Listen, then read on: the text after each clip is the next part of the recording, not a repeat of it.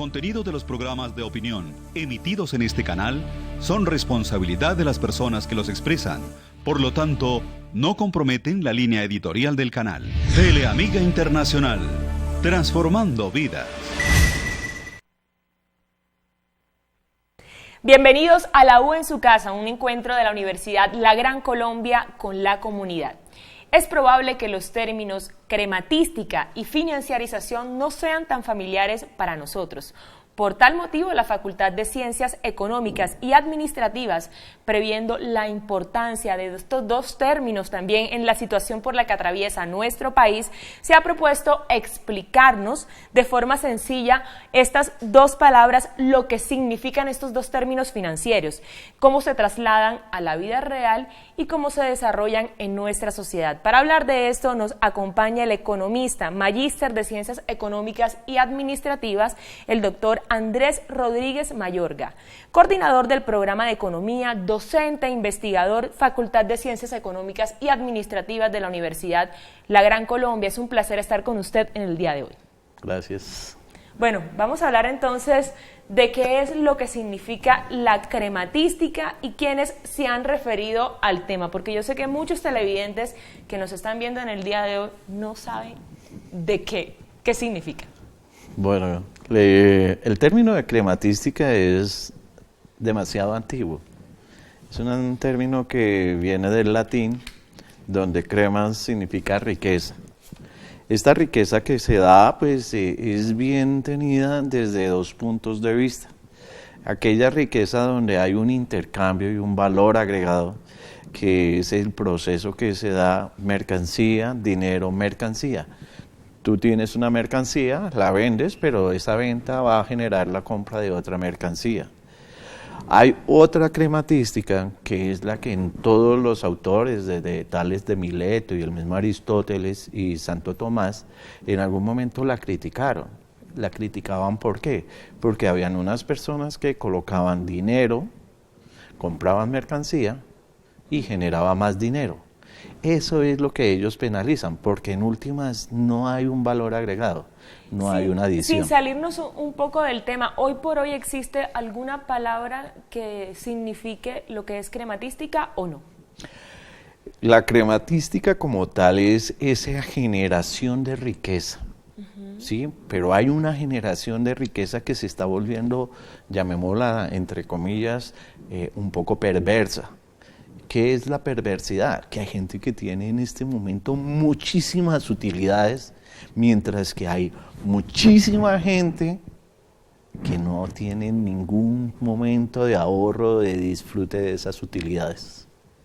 Entonces, el análisis que viene haciendo la universidad es precisamente tratar de identificar a estas personas que están generando esas utilidades y cómo es que los otros aportan en la generación de utilidades, pero que en últimas ellos se están empobreciendo. Un ejemplo de crematística. Un ejemplo de crematística es exactamente todos los gastos financieros que tienen que incurrir los hogares para cumplir con sus obligaciones financieras. Entonces, en este momento muchas personas están teniendo acceso a créditos hipotecarios y específicamente esos términos hipotecarios están relacionados con las viviendas de interés social, que son las que más están promoviendo este tipo de negocio, y los bancos están sacando una fuerte utilidad frente a esta negociación. Las personas se quedan, o estas familias se quedan tratando de pagar esas deudas que son a 15 y a 20 años, pero en últimas ellos no son felices. ¿Por qué se pasa entonces de crematística como término único a crematística financiera? Cuando se habla de crematística estamos hablando más o menos en términos de producción. Yo te comentaba que eran aquellos bienes que se producen, se venden y la venta genera otra compra de otros bienes. Eso es a término de producción. En este momento, al agregar la financiera, es que la crematística financiera en últimas es aquella situación donde los bancos están generando un volumen de utilidades de aproximadamente 14 billones de pesos en un año. Esto en realidad es algo que golpea fuertemente las finanzas de aquellos que están vinculados al sistema y que tienen que estar mes a mes pagando su cuota de la vivienda o del crédito o las mismas tarjetas que tienen que ir a engrosar esto. Los bancos están recurriendo a un sistema que se conoce, a un término nuevo que se conoce como bancarización. Entonces, aquello que tú pagas por la tarjeta de crédito, por el manejo de la misma, o aquello que tú estás pagando por el solicitar un simple extracto bancario, eso está engrosando las utilidades del sistema financiero. Y eso pues hace que la gente por una simple transacción le estén cobrando y esté mitigando cada vez más su ingreso familiar. Coordinador, el 18 de junio de este mismo año, uno de los hombres más influyentes a nivel mundial habló sobre estos temas económicos. ¿Qué relación entonces tiene la crematística financiera con el decálogo económico financiero del Papa Francisco?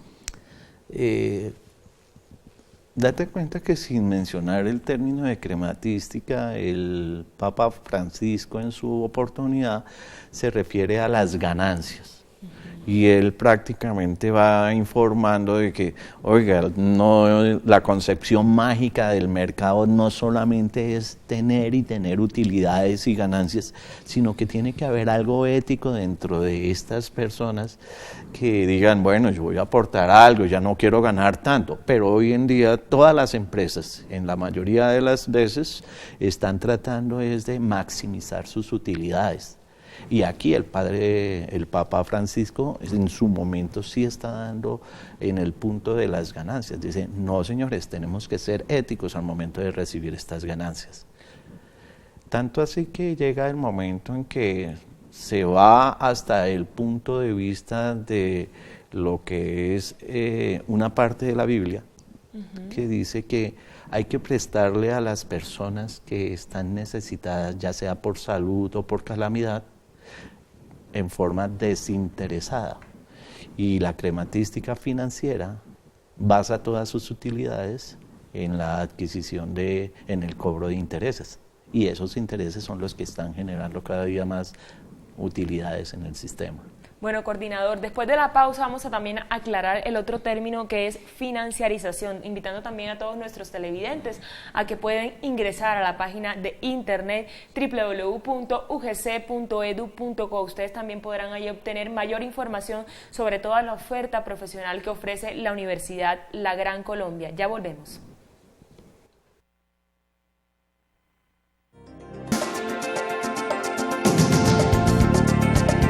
Estamos de regreso en la U en su casa. Hoy en día es normal adquirir deudas. Muchas personas destinan esto a créditos de vivienda, a créditos de educación o al crédito del carro. Lo ideal es que estos créditos financieros no se conviertan en un dolor de cabeza. Quisimos preguntar entonces a un porcentaje de la población colombiana cuáles son esos destinos financieros mensuales que ellos también pagan a esas deudas que tienen de vivienda, carro o educación. Vamos entonces a conocerlo. El 40% yo creo. Como el 50%. El 100%. El 120%. Todo. Yo creo que todo.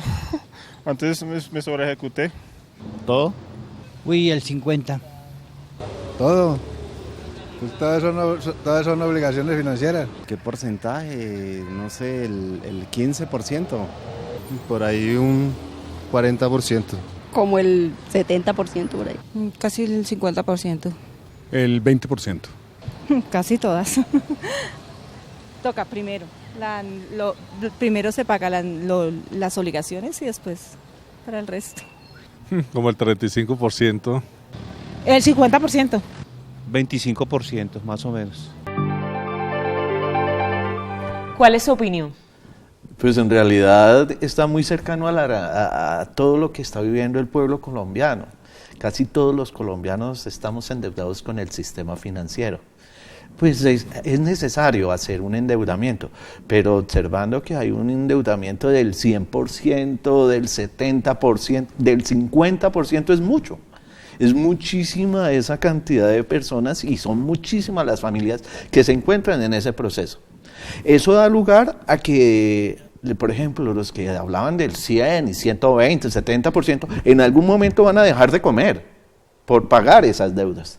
Y al dejar de comer por pagar esas deudas, pues tienen que recurrir a otro medio que nosotros llamamos lo que es el efecto Ponzi, que es destapar un hueco para tapar otro hueco. Y eso pues hace que se endeude más y la gente pierda esa visión de que tiene que estar bien y va a estar un poquito más triste, menos feliz, llamémoslo así, porque siempre va a estar agobiada por ese endeudamiento. Y entonces, si es cierto de pronto esa persona que dijo que el 120% puede entrar en ser, ¿por qué? Porque ella siempre va a estar endeudada con alguien. Y va a destapar acá, pagarle a este, pero sigue endeudada con el mismo. Y esa situación es la que viven muchísimos muchísimas familias aquí en Colombia. Y eso está haciendo que se engrose esas utilidades del sistema financiero. El sistema financiero es el más beneficiado de todo esto. Y ahí es donde nosotros, y el Papa Francisco también insiste, oiga, sí, generen utilidades, pero no generen tantas como lo están haciendo ellos. Y es ahí donde también se genera la pobreza en el país. Exactamente, eso está, y no solamente pobreza, genera violencia. Y esa violencia es la que está dando en este momento con que las personas en algún momento dado tengan que llegar o recurrir a otros métodos diferentes a lo del devengar en su trabajo y esas cosas para venir a suplir esas mismas necesidades que está pasando. ¿Todo por qué? Porque los bancos en algún momento, pues sí, digamos que para poder evaluar un crédito tiene que tener un endeudamiento del 30%, pero de pronto les dio por decir que el endeudamiento puede superar el 50%. Inmediatamente con ese 50% la gente ya no puede. Bueno, ya hablando también de este tema de las obligaciones financieras, aclaremos también a todos nuestros televidentes qué es la financiarización y qué relación tiene esta con el posconflicto. Bueno, uno de los autores que se está viendo en este momento que es muy pasivo dentro del posconflicto que se viene adelantando en este momento, es que si se logra la firma de la paz, tenemos que hacer algo con estas desmovilizados. Una de las formas y de las metodologías más utilizadas en diferentes conflictos que se han presentado a través del mundo es que a estos desmovilizados se les da una especie de inducción para generación de empresa. Esa inducción los lleva a ellos a que el gobierno en alguna forma les facilite algunos dineros, pero no por medio del gobierno, utiliza el sistema financiero para que este sistema administre esos dineros, haga el estudio, controle el endeudado y adicionalmente tenga un cumplimiento en esa obligación. Pues sí, estas personas van a tomar esa inducción, hay muchísimas corporaciones que se encargan de crear las famosas empresas y a ellos se les da la inducción. Y es válido y es entendible que estas personas hagan esta inducción. Pero recuerden una cosa que de pronto no la han manejado muy a fondo, y es que estas personas han estado mucho tiempo en el conflicto, y al estar en el conflicto, pues ellos ¿qué van a hacer? Pues van a tratar de generar su empresa y toda la cuestión. Pero un análisis que hizo la Cámara de Comercio, de cada 100 empresas que se crean en un año, a los 5 años no hay sino 10. Entonces no le han hecho caso a ese estudio, y en ese estudio sí se observa que pues que van a ser 100 de los desmovilizados, ya sean guerrilleros o sean del ejército, estas 100 personas pues a los 5 años creo que ya no van a tener nada. ¿Y qué va a generar? Ahí viene la financiarización. Coordinadora, hay algo que también sucede con estos desórdenes financieros que tienen las personas, y es que no ahorran. ¿Cuál es su opinión? Bueno, en Colombia el ahorro es forzoso. ¿Cuál es ese ahorro forzoso? Es aquel ahorro que a usted en el momento de que es un asalariado le descuentan para salud y pensión. Y en ese orden de ideas es el único ahorro que tú tienes la oportunidad de tenerlo, porque sabes que no vas a disponer de eso sino hasta cuando llegues a la edad de pensión. Y en ese orden pues es importante que nosotros tengamos en cuenta algo. El resto del ingreso todo lo están consumiendo. y entonces no hay lugar a un ahorro. Y el no tener ahorro, pues estas personas siempre van a estar como... al día, ¿no? Exactamente. Y no prevemos también las situaciones que se nos pueden presentar, tipos de urgencias, no sé, de pronto en salud, hospitalarias, financieras también. Sí, ellos pueden estar vinculados al sistema de salud, pero si se requiere de una droga especializada, el sistema no lo cubre y ellos no tienen el suficiente dinero para cubrir ese percance. Y el no tener ese dinero, ahí vienen nuevas generaciones de violencia, desigualdad, de, oiga, ¿yo qué estoy haciendo? Vine a este mundo únicamente a trabajar, pero ¿y qué? ¿Voy a ser infeliz? Todo el mundo se va a dedicar a trabajar y trabajar, y de la recreación y el bienestar. Bueno, es ahí también donde vemos que tenemos que generar nuestra propia empresa, nuestro propio negocio, para también tener entonces todas esas cosas y de pronto ese orden financiero que debemos tener en nuestra vida y en nuestro hogar, ¿no? Sí, pero también llegando un poquito más a la pregunta que tú me hacías de financiarización. La financiarización es cuando se interpone el interés financiero sobre el interés productivo. Entonces, el sistema financiero en algún momento se va a quedar con esos dineros que en algún momento le va a dar para administrar el Estado, y el único beneficiado aquí en esto pues va a ser directamente el sistema. Los otros van a quedar como unos alienados, y eso en últimas, posiblemente, ojalá esté equivocado, pero va a llevar a que las personas regresen a su actividad inicial, que era estar en un conflicto. Ya no va a ser por el lado de guerrilla, ya no va a ser por el lado de ejército, de pronto puede ingresar por el lado de las BACRIM, y ahí sí hay un problema mucho más grave. Vamos a hacer entonces otra pequeña pausa, pero no se muevan porque estaremos ampliando más sobre crematística y financiarización, hablando aquí en la U en su casa. Ya volvemos.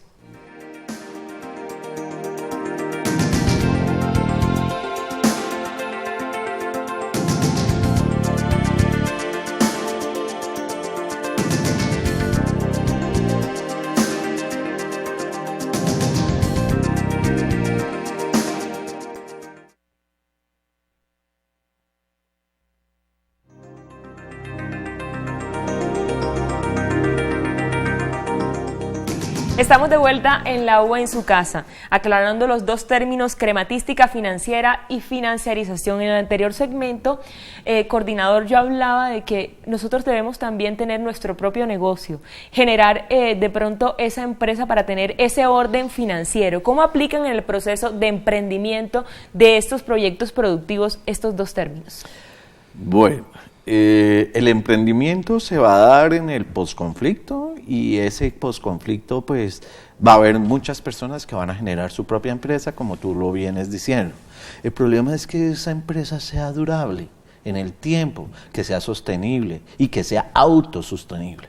La situación es que poder llegar a este estatus requiere de muchísimo tiempo, muchísima preparación, y no creo que todos los que estén involucrados en el proceso del conflicto y que vayan a ingresar a el postconflicto tengan esas capacidades.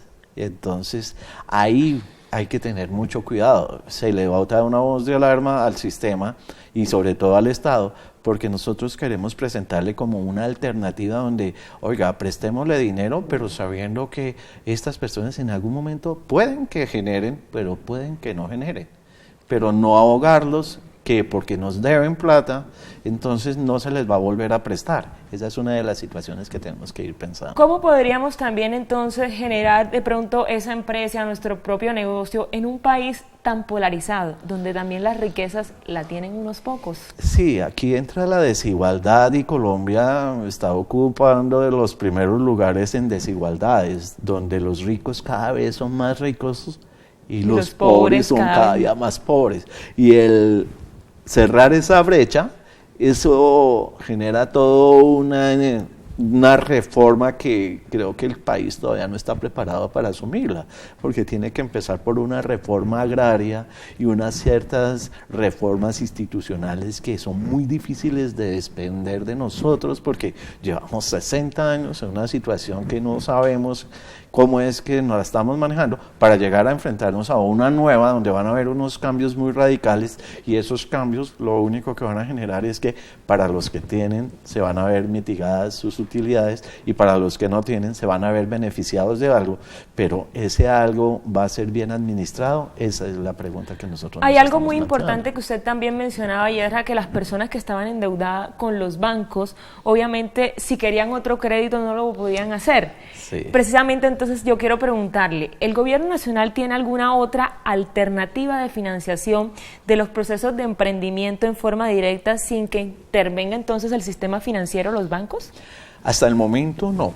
Hasta el momento no se ha hablado relacionado con esto, no ha salido nada de las mesas de negociación que se están llevando allá en Cuba, pero lo que sí es importante es que hubo un momento, en una oportunidad donde el Estado era quien financiaba, pero había un argumento que pesaba por encima de esto y decía que el Estado era mal administrador.